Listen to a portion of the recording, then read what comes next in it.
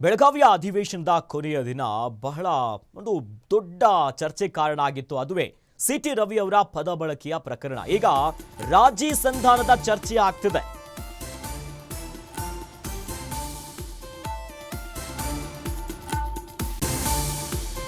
ಪ್ರಕರಣಕ್ಕೆ ಅಂತ್ಯ ಹಾಡಲು ಬಸವರಾಜ ಹೊರಟೆ ಸರ್ಕಸ್.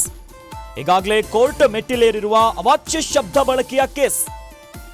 ಸಿಟಿ ರವಿ ಲಕ್ಷ್ಮಿ ಮಧ್ಯೆ ರಾಜಿ ಸಂಧಾನಕ್ಕೆ ಸಭಾಪತಿ ಪ್ರಯತ್ನ.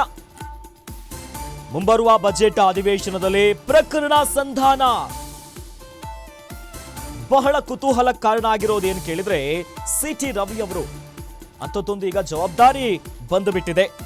ಪ್ರಕರಣ ಇತ್ಯರ್ಥ ಮಾಡಬೇಕನ್ನೋದಾಗಿ ಸಭಾಪತಿಯವರು ಮುಂದಾಗ್ತಿದ್ದಾರೆ. ಕೇಸು ಕಪ್ಪು ಚುಕ್ಕಿಯಾಗಿ ಉಳಿಬಾರದು ಅಂತ ರಾಜಿಗೆ ಮುಂದಾಗ್ತಿದ್ದಾರೆ ಸಭಾಪತಿಯವರು. ಈಗಾಗಲೇ ಇಬ್ಬರೊಂದಿಗೂ ಕೂಡ ಸಂಪರ್ಕದಲ್ಲಿದ್ದಾರೆ ಸಭಾಪತಿಯವರು. ಈ ಪ್ರಕರಣ ಎಲ್ಲರೂ ಗೊತ್ತಿರೋದು, ಇಡೀ ರಾಜ್ಯ ರಾಜಕೀಯದಲ್ಲೇ ಒಂದು ದೊಡ್ಡ ಚರ್ಚೆ ಕಾರಣ ಆಗಿತ್ತು. MLC ಸಿಟಿ ರವಿ ಅವರು ಬೆಳಗಾವಿಯ ಅಧಿವೇಶನದ ಕೊನೆಯ ದಿನದಂದು ಸದನದಲ್ಲೇ ಮಹಿಳಾ ಮತ್ತು ಮಕ್ಕಳ ಕಲ್ಯಾಣ ಇಲಾಖೆಯ ಸಚಿವೆಯಾಗಿರುವಂತಹ ಲಕ್ಷ್ಮೀ ಹೆಬ್ಬಾಳ್ಕರ್ ಅವರ ಮೇಲೆ ಒಂದು ಪದ ಬಳಕೆ ಮಾಡಿದ್ದಾರೆ ಎನ್ನುವಂಥ ಆರೋಪ ಇದೆ. ಅದು ಅವಾಚ್ಯ ಶಬ್ದ.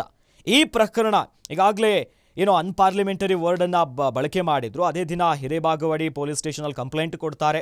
ನಂತರ ಸಿಟಿ ರವಿ ಅವ್ರನ್ನ ಅರೆಸ್ಟ್ ಮಾಡ್ತಾರೆ. ಅದಾದಮೇಲೆ ದೊಡ್ಡ ಮಟ್ಟದ ತಿರುವನ್ನು ಪಡೆದುಕೊಳ್ಳುತ್ತೆ. ಕೋರ್ಟ್ನಿಂದ ಆದೇಶ ಕೂಡ ಬರುತ್ತೆ, ಹೈಕೋರ್ಟ್ನಿಂದ, ಎಲ್ಲಿದ್ದರೂ ಕೂಡ ಅವ್ರನ್ನ ಅಲ್ಲೇ ರಿಲೀಸ್ ಮಾಡಬೇಕನ್ನುವಂತ. ಆದರೆ ಅದಾದ ಮೇಲೆ ಒಂದು ಜಟಾಪಟಿ ಕಾರಣ ಆಗಿರೋ, ಒಂದು ತಿಕ್ಕಾಟ ಕಾರಣ ಆಗಿದ್ದು ಕಾರ್ಯಾಂಗ ಮತ್ತು ಏನು ಶಾಸಕಾಂಗದ ನಡುವೆ ಮಹಜರು ಪ್ರಕ್ರಿಯೆ ವಿಚಾರವಾಗಿಯೂ ಕೂಡ ಸಾಕಷ್ಟು ಗೊಂದಲ ಆಯಿತು. CID ತನಿಖೆ ಮಾಡ್ತಾ ಇತ್ತು. ಈಗ ಪ್ರಕರಣಕ್ಕೆ ಒಂದು ಅಂತ್ಯ ಹಾಡೋದಕ್ಕೆ ಸಭಾಪತಿಗಳು ಸರ್ಕಸ್ ಮಾಡ್ತಿದ್ದಾರೆ. ಮುಂಬರುವ ಬಜೆಟ್ ಅಧಿವೇಶನದಲ್ಲಿ ಈ ಪ್ರಕರಣವನ್ನು ಇತ್ಯರ್ಥ ಮಾಡಬೇಕು, ಒಂದು ಕಪ್ಪು ಚುಕ್ಕಿಯಾಗಿ ಉಳಿಬಾರ್ದಿರುವಂಥ ನಿಟ್ಟಿನಲ್ಲಿ ಅಧಿವೇಶನದಲ್ಲಿ ಇಬ್ಬರನ್ನ ಕೂರಿಸಿ ಮಾತನಾಡಿ ಸಂಧಾನ ಮಾಡೋದಕ್ಕೆ ಈಗಾಗಲೇ ಇಬ್ಬರೊಂದಿಗೂ ಕೂಡ ಲಕ್ಷ್ಮೀ ಹೆಬ್ಬಾಳ್ಕರ್ ಅವರು ಮತ್ತು ಸಿಟಿ ರವಿ ಅವರೊಂದಿಗೆ ಸಂಪರ್ಕದಲ್ಲಿದ್ದಾರೆ ಸಭಾಪತಿ. ಯಾಕಂದರೆ ಈ ಸದನದಲ್ಲಿ ಏನೇ ವಿಚಾರ ಆದರೂ ಕೂಡ ಯಾರ ವ್ಯಾಪ್ತಿಗೆ ಬರುತ್ತೆ? ಸಭಾಪತಿಗಳ ವ್ಯಾಪ್ತಿಗೆ ಬರುತ್ತೆ. ಅನ್ಪಾರ್ಲಿಮೆಂಟರಿ ವರ್ಡ್ಸನ್ನು ಯೂಸ್ ಮಾಡೋದಾಗಿರಲಿ, ಅಂತಿಮವಾಗಿ ಸಭಾಪತಿಗಳ ಏನು ತೀರ್ಮಾನ ಇರುತ್ತಲ್ಲ ಅದು ಅಂತಿಮವಾಗಿರುತ್ತೆ. ಕೋರ್ಟ್ನಲ್ಲೂ ಕೂಡ ಪ್ರಶ್ನೆ ಮಾಡೋದಕ್ಕೆ ಸಾಕಷ್ಟು ಕಾನೂನು ತೊಡಕುಗಳಿದೆ. ಒಂದಿಷ್ಟು ಪ್ರಿವಿಲೇಜಸ್ಗಳನ್ನ ಕೊಟ್ಟಿರಲಾಗುತ್ತೆ, ಯಾಕಂದರೆ ಜನಪ್ರತಿನಿಧಿಗಳು. ಹಾಗಾಗಿ ಅದರ ಕಂಪ್ಲೀಟ್ ವ್ಯಾಪ್ತಿ ಬರೋದು ಸಭಾಪತಿಯವರು. ಇದೇ ವಿಚಾರಕ್ಕೆ ಅಂದರೆ ಸ್ಥಳ ಮಹಜರು ಮಾಡುವಂಥ ಪ್ರಕ್ರಿಯೆ ವಿಚಾರದಲ್ಲೂ ಕೂಡ ಸಭಾಪತಿಯವರ ಅನುಮತಿಯನ್ನು ಕೊಟ್ಟಿರಲಿಲ್ಲ. ಆಗಲೂ ಕೂಡ ಒಂದಿಷ್ಟು ಗೊಂದಲಗಳಿಗೆ ಕಾರಣ ಆಗಿತ್ತು. ಈಗ ಬಜೆಟ್ ಅಧಿವೇಶನಕ್ಕೆ ಈಗಾಗಲೇ ಮುಂದಿನ ವಿಧಾನಮಂಡಲ ಅಧಿವೇಶನಕ್ಕೆ ಮುಹೂರ್ತ ಫಿಕ್ಸ್ ಆಗಿದೆ. ಈ ಹೊತ್ತಿನಲ್ಲಿ ಈ ಪ್ರಕರಣ ಏನಿದೆಯಲ್ಲ, ಆರೋಪಗಳು ಏನಿದೆ, ಪದ ಬಳಕೆ ಮಾಡಿರುವಂಥದ್ದು, ಹಾಗಾಗಿ ಇದಕ್ಕೊಂದು ಅಂತ್ಯ ಹಾಡಬೇಕು ಅನ್ನೋದಾಗಿನೇ ಇಬ್ಬರನ್ನ ಕೂಡ ಕೂರಿಸಿ ಮಾತನಾಡಿ ಸಂಧಾನ ಮಾಡಿಸೋಣ ಅನ್ನುವಂಥ ನಿಟ್ಟಿನಲ್ಲಿ ಸಭಾಪತಿಯವರು ಈಗ ಇಬ್ಬರನ್ನ ಸಂಪರ್ಕಿಸ್ತಿದ್ದಾರೆ, ಜೊತೆಲಿ ಸಂಪರ್ಕದಲ್ಲಿದ್ದಾರೆ. ಹಾಗೆ ಒಂದು ಹೆಜ್ಜೆ ಮುಂದೆ ಹೋಗ್ತಿದ್ದಾರೆ. ಹಾಗಾಗಿನೇ ಪ್ರಕರಣಕ್ಕೆ ಅಂತ್ಯ ಹಾಡೋದಕ್ಕೆ ಮುಂದಾಗ್ತಿದ್ದಾರೆ. ಈ ಬಗ್ಗೆ ಹೆಚ್ಚಿನ ಡೀಟೇಲ್ಸ್ನ ನೀಡೋದಕ್ಕೆ ನಮ್ಮ ಪ್ರತಿನಿಧಿ ವೀರೇಶ್ ದೂರವಾಣಿ ಸಂಪರ್ಕದಿದ್ದಾರೆ. ಎಸ್ ವೀರೇಶ್, ಈ ಪದ ಬಳಕೆಯ ಪ್ರಕರಣ ಇದೆಯಲ್ಲ ಬಹಳ ಚರ್ಚೆ ಕಾರಣ ಆಗಿತ್ತು. ಜೊತೆಯಲ್ಲಿ ಈಗಾಗಲೇ ಕೋರ್ಟ್ ಅಂಗಳದಲ್ಲೂ ಇದೆ, ಇನ್ನು CID ಅಧಿಕಾರಿಗಳು ಕೂಡ ಇದನ್ನ ತನಿಖೆ ಮಾಡ್ತಿದ್ದಾರೆ. ಆದರೆ ಇದು ಒಂದು ಕಪ್ಪು ಚುಕ್ಕಿ ಆಗಬಾರ್ದು ಅಂತ ಈಗ ಸಭಾಪತಿಗಳು ಸಂಧಾನಕ್ಕೆ ಮುಂದಾಗ್ತಿದ್ದಾರೆ. ಸಂಧಾನಕ್ಕೆ ಮುಂದಾದರೆ ಲಕ್ಷ್ಮೀ ಹೆಬ್ಬಾಳ್ಕರ್ ಅವರ ಪ್ರತಿಕ್ರಿಯೆ ಯಾವ ರೀತಿ ಆಗಿರುತ್ತೆ? ಯಾಕಂತಂದರೆ ಪ್ರಧಾನಿ ನರೇಂದ್ರ ಮೋದಿ ಅವ್ರನ್ನ ಭೇಟಿ ಆಗ್ತೀನಿ, ಇದನ್ನ ಬಿಡೋದಿಲ್ಲ ಅನ್ನುವಂಥ ಮಾತನಾಡ್ತಿದ್ರು. ಎಲ್ಲಿಗೆ ಹೋಗಿ ತಲುಪೋದು? ಸಂಧಾನ ವರ್ಕೌಟ್ ಆಗುತ್ತಾ? ಈ ಬಗ್ಗೆ ಹೆಚ್ಚಿನ ಡೀಟೇಲ್ಸ್ ಕೊಡೋದಾದ್ರೆ.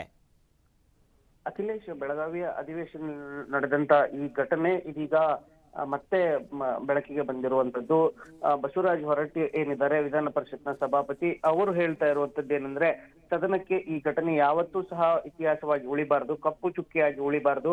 ಆ ನಿಟ್ಟಿನಲ್ಲಿ ಇಬ್ಬರನ್ನೂ ಸಹ ಕರೆದು ನಾನು ಸಂಧಾನ ಸೂತ್ರವನ್ನ ಮಾಡ್ಲಿಕ್ಕೆ ರೆಡಿ ಆಗಿದ್ದೀನಿ ಅಂತ ಹೇಳ್ತಾ ಇದ್ದಾರೆ. ಜೊತೆಗೆ ಈಗಾಗಲೇ ನಾನು ಸಿಟಿ ರವಿ ಅವ್ರ ಜೊತೆಗೂ ಸಹ ಮಾತನಾಡಿದ್ದೀನಿ ಮತ್ತು ಲಕ್ಷ್ಮೀ ಹೆಬ್ಬಾಳ್ಕರ್ ಅವ್ರನ್ನೂ ಸಹ ಸಂಪರ್ಕಿಸ್ತಾ ಇದ್ದೀನಿ ಅನ್ನೋ ಒಂದು ಮಾತುಗಳನ್ನ ಸಭಾಪತಿ ಬಸವರಾಜ ಹೊರಟ್ಟಿ ಅವರು ಹೇಳ್ತಾ ಇದ್ದಾರೆ. ಅಂದ್ರೆ ಮುಂದಿನ ವಾರ ಮಾರ್ಚ್ ಬಜೆಟ್ ಅಧಿವೇಶನ ಏನ್ ನಡೆಯುತ್ತೆ, ಆ ಸಂದರ್ಭದಲ್ಲಿ ಎರಡೂ ಪಕ್ಷದ ಹಿರಿಯ ನಾಯಕರನ್ನ ಕೂಡಿಸಿ ಇಬ್ಬರನ್ನೂ ಸಹ ಕರೆಸಿ ಒಂದು ರಾಜಿ ಸೂತ್ರವನ್ನ ಮಾಡುವಂತ ಸಾಧ್ಯತೆಗಳು ತುಂಬಾನೇ ದಟ್ಟವಾಗ್ತಾ ಇವೆ. ಯಾಕಂತಂದ್ರೆ ಈ ಘಟನೆ ಏನಿದೆ ಇದು ರಾಜ್ಯ ರಾಜಕಾರಣದಲ್ಲಿ ಒಂದು ಕಪ್ಪು ಚುಕ್ಕಿಯಾಗಿ ಉಳಿಬಾರದು ಮತ್ತು ಅದು ಯಾವುದೇ ರೀತಿಯಾಗಿ ಇತಿಹಾಸವಾಗಿ ಉಳಿಬಾರದು ಅನ್ನೋದು ಸಭಾಪತಿ ಬಸವರಾಜ ಹೊರಟ್ಟಿ ಅವರ ಮಾತು. ಆದ್ರೆ ಸಚಿವೆ ಲಕ್ಷ್ಮೀ ಹೆಬ್ಬಾಳ್ಕರ್ ಅವರು ಬಹಳಷ್ಟು ಭಾವುಕರಾಗಿದ್ದಾರೆ ಈ ವಿಚಾರದಲ್ಲಿ.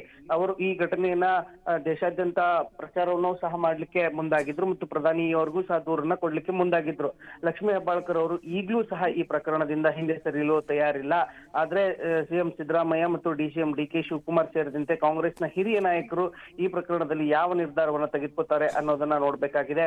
ಯಾಕಂತಂದ್ರೆ ಬಸವರಾಜ ಹೊರಟ್ಟಿ ಅವರು ಸಹ ಸಿಎಂ ಸಿದ್ದರಾಮಯ್ಯ ಮತ್ತು ಡಿಕೆ ಶಿವಕುಮಾರ್ ಅವರಿಗೆ ಆಪ್ತರು. ಅವರ ಮೂಲಕ ರಾಜಿ ಸಂಧಾನ ಸೂತ್ರವನ್ನ ಮಾಡ್ತಾರ ಅನ್ನೋ ಒಂದು ಸುಳಿವು ಸಹ ಈಗ ಸಿಗ್ತಾ ಇದೆ. ಹೀಗಾಗಿ ಮಾರ್ಚ್ ಅಂತ್ಯದಲ್ಲಿ ಏನು ಬಜೆಟ್ ಅಧಿವೇಶನ ಇದೆ ಆ ಸಂದರ್ಭದಲ್ಲಿ ಈ ಪ್ರಕರಣವನ್ನ ನಾನು ರಾಜಿ ಮಾಡ್ತೀನಿ ಅಂತ ಹೇಳಿ ಹೊರಟ್ಟಿ ಅವರು ಹೇಳ್ತಾ ಇದ್ದಾರೆ. ಆದ್ರೆ ಈ ಪ್ರಕರಣ ರಾಜಿ ಆಗುತ್ತವೋ ಇಲ್ವೋ ಅನ್ನೋದನ್ನ ಬಜೆಟ್ ಅಧಿವೇಶನದವರೆಗೂ ಸಹ ನೋಡ್ಬೇಕಾಗುತ್ತೆ ಅಖಿಲೇಶ್.